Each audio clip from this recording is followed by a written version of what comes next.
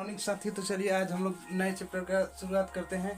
तो नए चैप्टर है व्याकरण का समास है, जिसे समास को इंग्लिश में कंपाउंड बोला जाता है। और समास दो शब्दों से मिलकर बना है। समास दो शब्दों से मिलकर बना है। दो दो शब्दों से मिलकर बना है। और दो शब्द कौन होते हैं? सम प्लस आस। तो क्या हो जाता है? समास। सम का अर्थ होता है संक्षिप्त। सम का अर्थ संक्षिप्त होता है और आस का अर्थ होता है कथन, या बोले तो शब्द। समास का संधि विशेष सम प्लस आस होता है। सम प्लस आस होता है तब समास होगा। सम का अर्थ होता है संक्षिप्त और आस का अर्थ होता है कथन या शब्द होता है। चलिए तो समास का परिभाषा जानते हैं। दो अथवा दो से अधिक शब्द से मिलकर बने नए सार्थक शब्द को क्या बोलते हैं? समास बोलते हैं। दो अथवा दो से अधिक शब्दों से मिलकर बने नए सार्थक शब्द को समास बोला जाता है। समास को अभी बताए हैं। समास को संधि विशेष सम प्लस अर्थ होता है। सम का अर्थ होता है संक्षिप्त, आस का अर्थ होता है कथन या शब्द। चलिए समास विग्रह को अब नेक्स्ट जानते हैं। समास विग्रह दूसरा टॉपिक है। समास विग्रह। तो चलिए समास विग्रह को समझते हैं।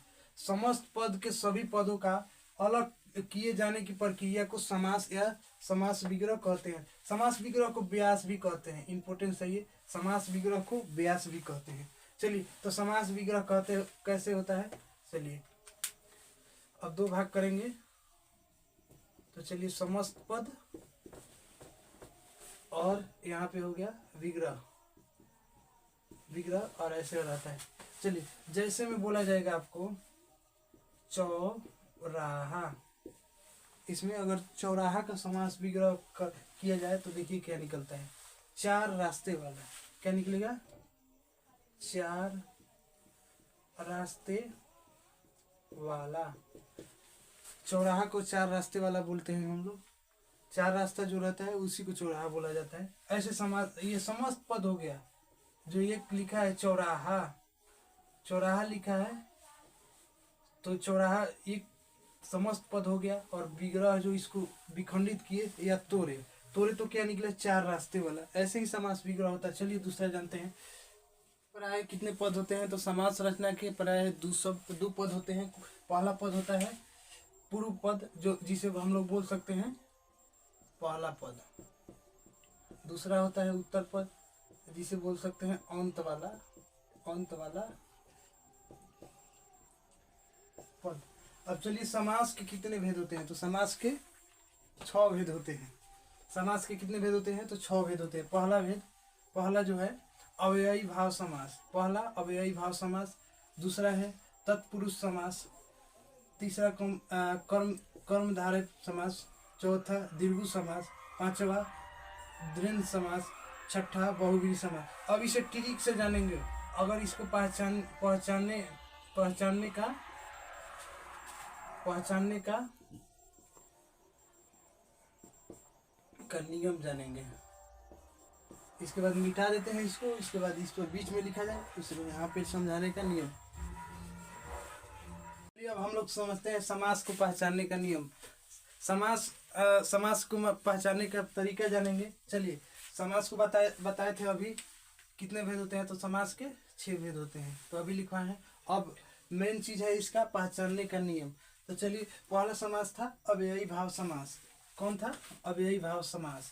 तो इसको पहचानने का नियम, तो इसका पूर्व पद प्रधान होता है। जैसे में अनुपम। इसी शब्द से हम लोग अव्ययी भाव समास और तत्पुरुष समास को पहचानेंगे। चलिए तो जैसे अनु पहले प्रत्यय, जो प्रत्यय लगेगा पहला क्या लगा है? अनु। तो अनु क्या हो जाएगा? अव्ययी भाव समास। अनु पूर्व पद हो गया। और अम जो है तत्पुरुष समास में उत्तर पद हो गया। तो उत्तर पद जिसमें होगा उसमें क्या हो जाएगा? तत्पुरुष समास। और जो पूर्व पद होगा वो अव्ययी भाव समास होगा। चलिए अब कर्मधारय समास को पहचानेंगे।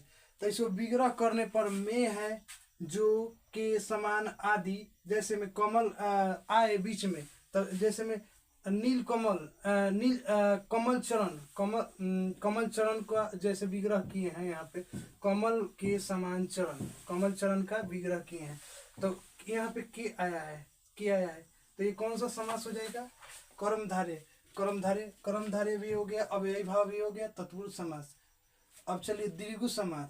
दीर्घ समास में संख्या आएगा, जैसे में 2 लड़के, 4 लड़के, 5 लड़के, तो ये कौन सा समास आ जाएगा? दीर्घ समास। अब द्विंद समास के बारे में पहचानने के लिए दोनों पदों के बीच योजक चिन्ह है। जैसे योजक चिन्ह माता, माता, उसके बाद पिता लिख दें, तो दोनों पदों के बीच क्या आया?